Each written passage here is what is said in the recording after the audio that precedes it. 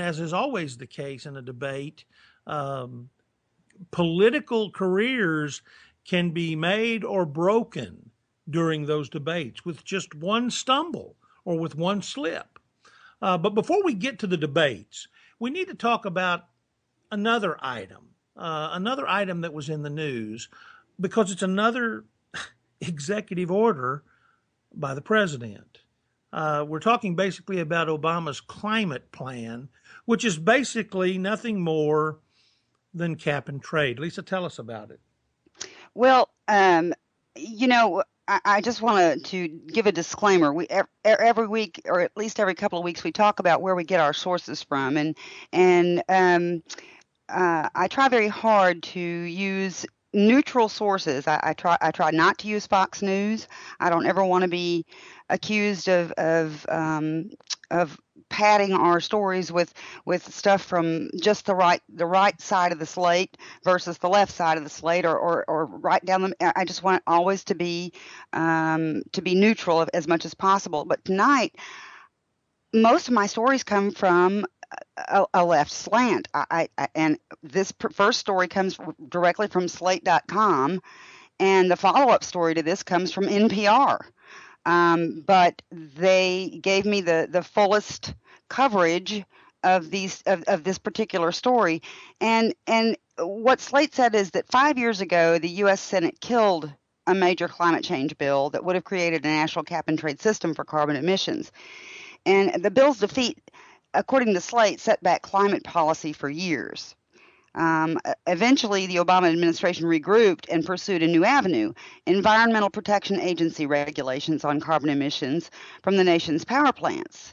Now, to many economists, this was an unfortunate fallback plan.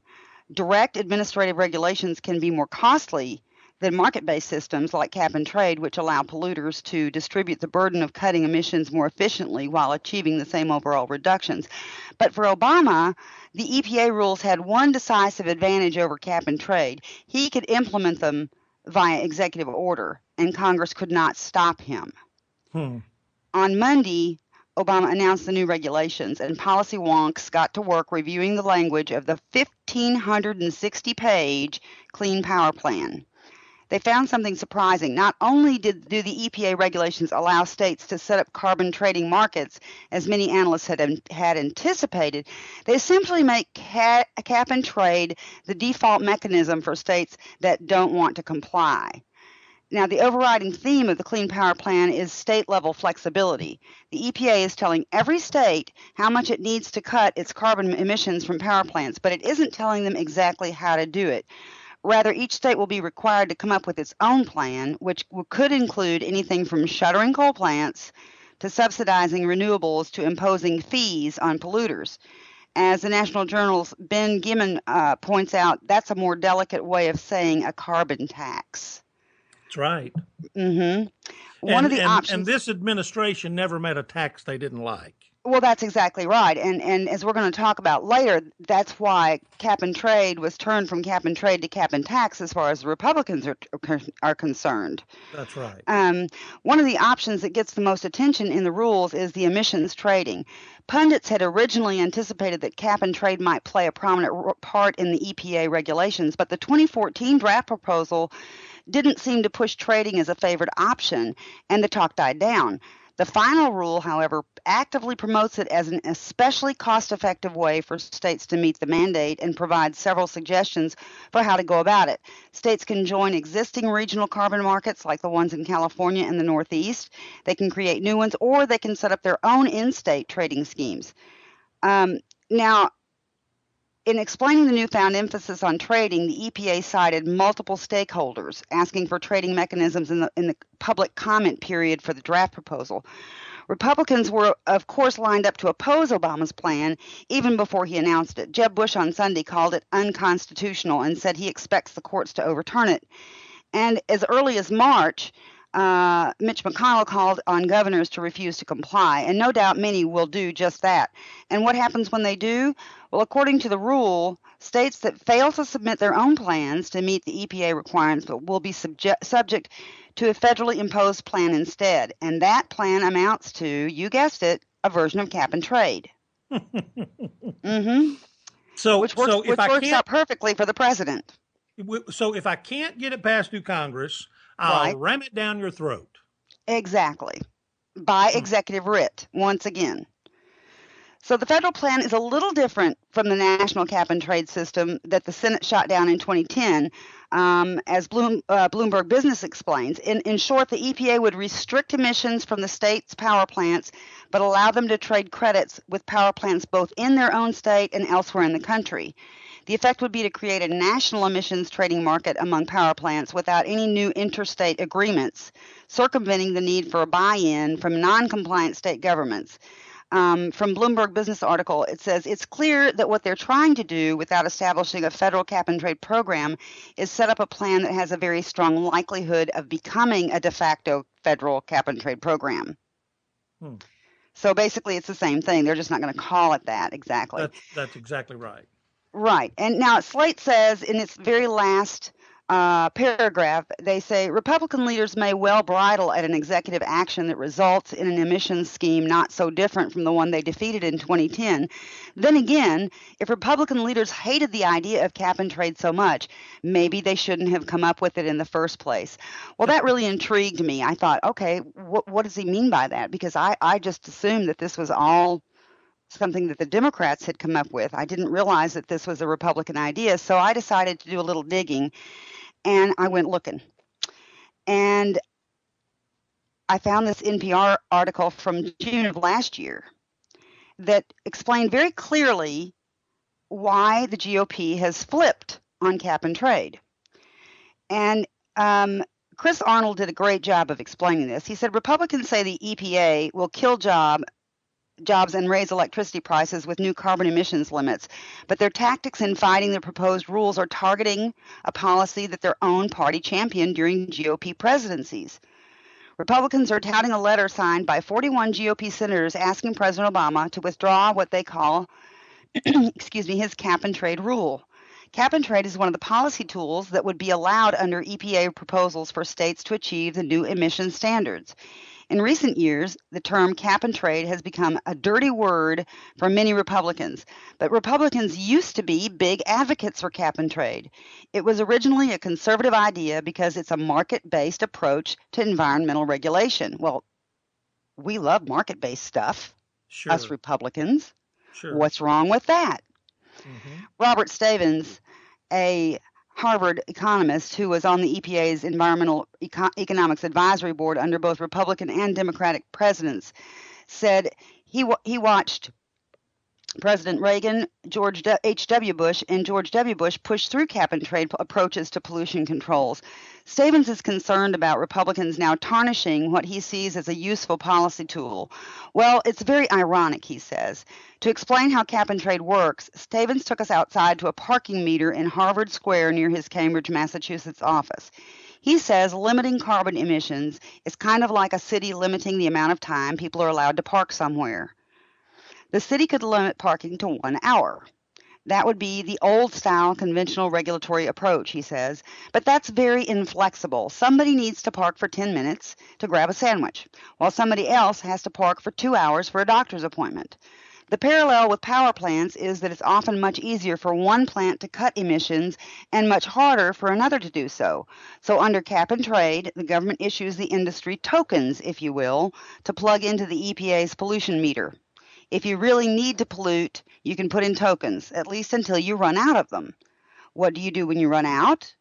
What you do is buy tokens from others that have them, Stavins explains, and he says it's a real pollution market, as he says we've had in the U.S. and other parts of the world for other types of emissions. There are platforms on which you could go to buy these rights.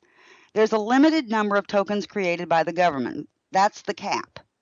But private companies get to decide where it makes the most sense to cut emissions and where it makes more sense to keep burning coal.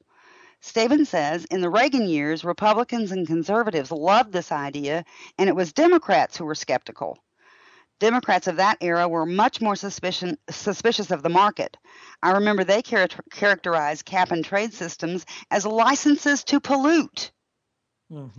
But Reagan pushed through a cap-and-trade system to phase out leaded gasoline. And in 1989, President George H.W. Bush proposed a cap-and-trade system to cut by half sulfur dioxide emissions, acid rain, from coal-burning power plants. And both Democrats and Republicans got behind it. In what today might seem like an almost unbelievable show of bipartisanship, those Clean Air Act amendments passed the House and Senate overwhelmingly. Mm-hmm. The big change came 4 years ago when Democrats wanted to push through a climate change bill. Republicans opposed it, and Stevens says in the political fight, Republicans bashed cap and trade just because it happened to be part of the bill. For example, in the 2010 campaign ad, Senator Marco Rubio said if cap and trade were imposed on America, it would devastate economic growth. It would get rid of jobs. It would be permanently debilitating. Republicans called the bill and its approach cap and tax and said it was a move by tax and spend Democrats to grab revenue and make average people pay with higher electric bills. Stevens says the root of that criticism came from a line in one of Obama's administration's proposed budgets where the administration said it would get revenue by selling those tokens that the power companies would need in order to pollute.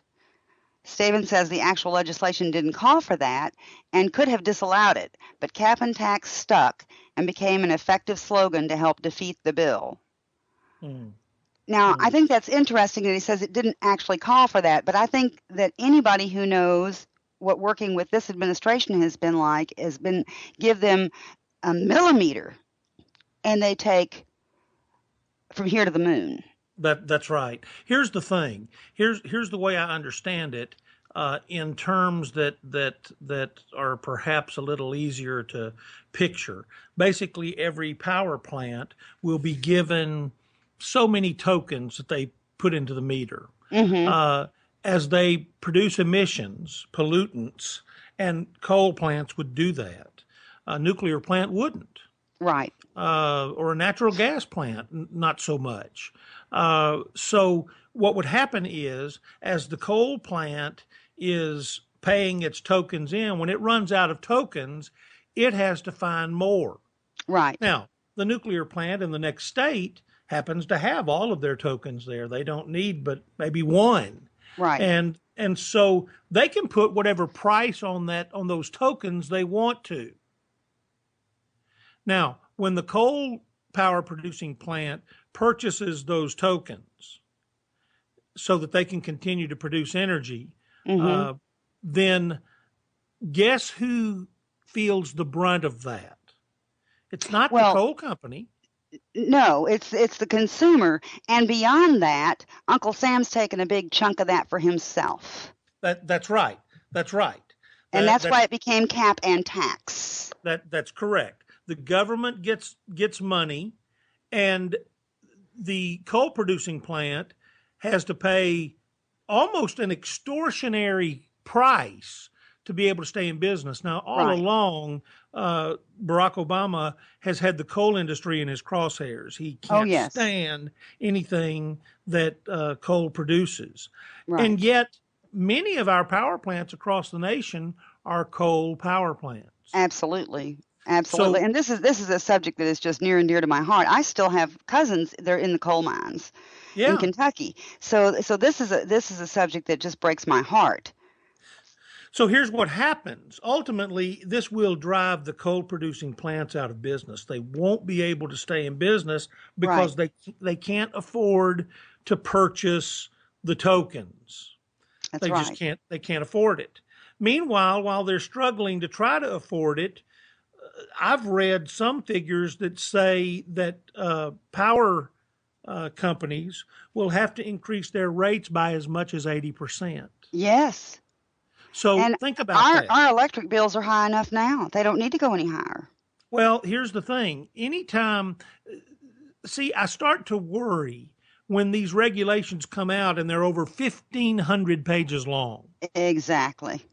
Because that gives you all kinds of places to hide things in the legalese. Mm-hmm. On top of that, not only is that a problem, but then you have the problem where Mr. Obama has said this week after he announced this will reduce energy costs. Sure, it will. And if you like your doctor, you can keep your Yes, doctor. that's exactly what I thought of when he was saying that. Almost any time he says this is going to reduce your cost,